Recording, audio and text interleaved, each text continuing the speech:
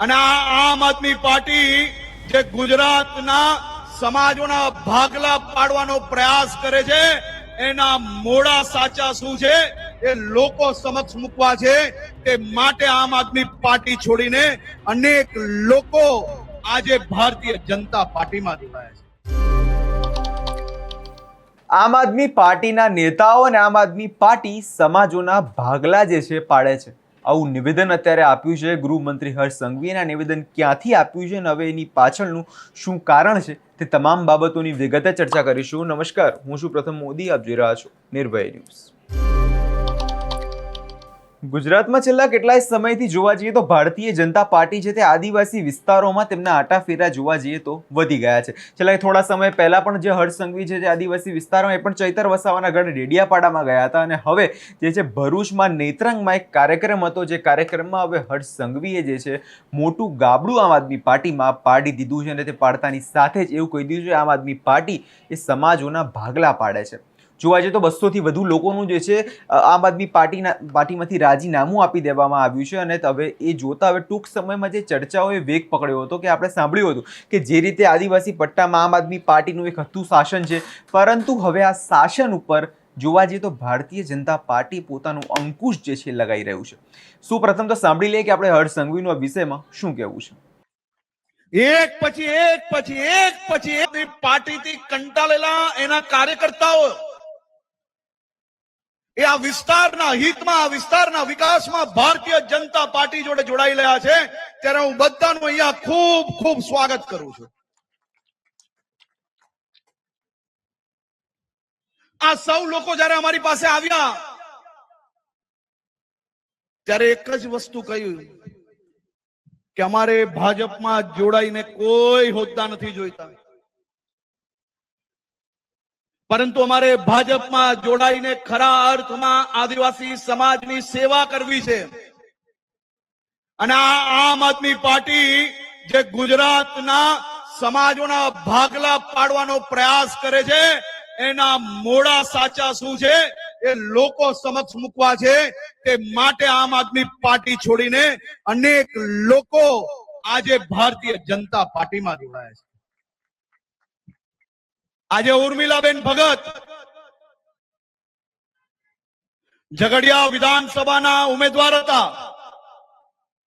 આમ આદમી પાર્ટીમાં એમને હજારો મત મળેલા.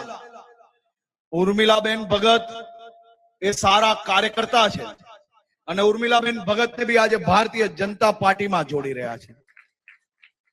આમ આદમી પાર્ટીના પ્રભારી ઝઘડિયા વિધાનસભાના શ્રી પંચાલ અનંત કુમારનું બી ભારતીય જનતા પાર્ટીમાં સ્વાગત છે. કિરણભાઈ વસાવા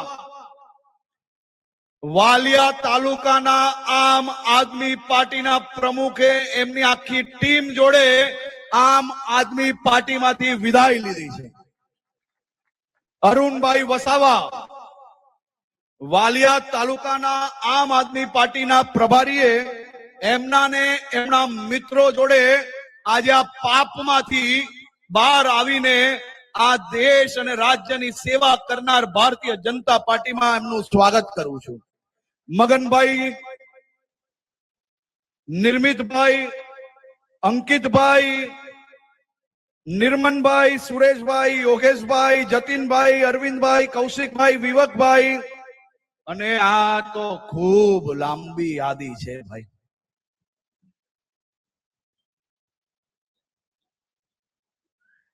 સવારે આ લોકો આવ્યા તો એમ કે સાહેબ 10-15 મિનિટ લાગશે. મેં કીધું કેમ મોડા થઈ ગયા?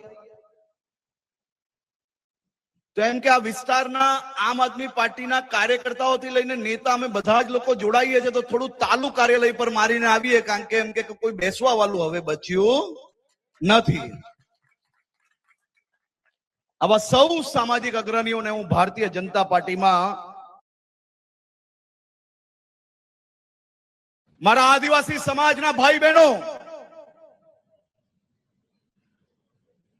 આદિવાસી સમાજનું ગૌરવ એટલે જો વાત કરવામાં આવે તો આમ આદમી પાર્ટીની કે તો છેલ્લા કેટલાય સમયથી જોવા જઈએ તો અમુક જે વિસ્તારો છે આદિવાસી વિસ્તારમાં જોવા જઈએ તો આમ આદમી પાર્ટીનું વર્ચસ્વ વધારે છે અને તેમાં પણ ખાસ કરીને વાત આવે ચૈતર વસાવાની કે એટલે છેલ્લા કેટલાય સમયથી આદિવાસીના નેતા તરીકે ચૈતર વસાવા જે છે આમ આદમી પાર્ટીમાંથી સૌથી વધારે અવાજ ઉપાડ્યો હતો અને લોકો ચૈતર વસાવાને વધારે ચાહે છે. એટલે છેલ્લા કેટલાય સમયથી એક ચર્ચાઓ હતી કે શું ચૈતર વસાવા છે આમ આદમી પાર્ટીમાં, કેમ કે જો વાત કરવામાં આવે તો અન્ય નેતાઓનું આદિવાસી પટ્ટામાં એટલું વર્ચસ્વ નથી જેટલું ચૈતર વસાવાનું છે. પરંતુ આ જે ચર્ચાઓ છે તે ચર્ચાઓમાં અત્યારે ભારતીય જનતા પાર્ટી આગળની ચૂંટણીને લઈ ખૂબ જ અત્યારે એક્ટિવ જોવા મળી છે અને તેમાં પણ હર્ષ સંઘવી જે છે છેલ્લા કેટલાય સમયથી આદિવાસી વિસ્તારમાં પોતે જઈને કાર્યક્રમો કરી રહ્યા છે અને એ જ કારણે આજે નેત્રંગમાં જે કાર્યક્રમ કરવામાં આવ્યો તો નેત્રંગના કાર્યક્રમમાં જે છે 200થી વધુ જણના જે છે આમ આદમી પાર્ટીમાંથી રાજીનામા આપી દેવામાં આવ્યા છે. અને થોડા સમય પહેલા પણ આપણે જોયું હતું કે રાજ વસાવા છે અને પ્રફુલ્લ વસાવા તે હવે આમ આદમી પાર્ટી છોડીને ભાજપમાં જોડાયા અને હવે તે જ રીતે જોવા જઈએ તો આગળની જે ચૂંટણીઓ આવવાની છે, જો સ્થાનિક સ્વરાજની ચૂંટણીની વાત કરવામાં આવે તો તે ચૂંટણી આમ આદમી પાર્ટીના પણ નજરિયાથી જોવા જઈએ તો ખૂબ જ મહત્વની છે.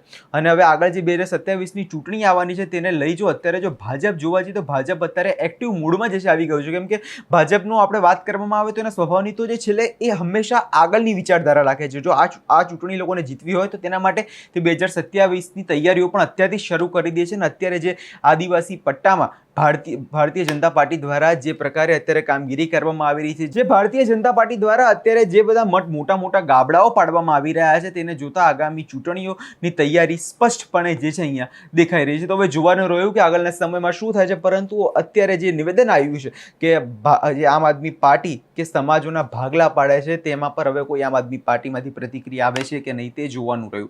આ વિષયમાં તમારો શું અભિપ્રાય છે અમને કમેન્ટ કરી ચોક્કસથી જણાવજો. અમારી ચેનલ નિર્ભય ન્યૂઝને લાઇક, શેર અને સબસ્ક્રાઇબ કરવાનું ભૂલશો નહીં.